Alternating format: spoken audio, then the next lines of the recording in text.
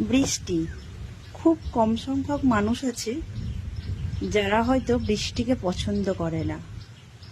কারণ বৃষ্টি সবার ভালো লাগে, আর ভালো লাগবে নাই কেন? একবার যদি বৃষ্টিতে ভিজতে নামা যায়, সব কষ্ট দুঃখ ভুলে যাওয়া যায়। কারণ বৃষ্টির প্রতিটা বিন্দু যখন আমাদের শরীর স্পর্শ করে, তখন সমস্ত কষ্ট দুঃখ যেন কোথায় হারিয়ে যায়। একবার কেউ এই বৃষ্টিতে নামলে সহজেই আর উঠতে চায় না। ভালো কেন লাগবে না বলো তো? আমার তো বৃষ্টি খুবই ভালো লাগে। তোমাদের কার কার বৃষ্টি ভালো লাগে অবশ্যই কমেন্টে জানাবে।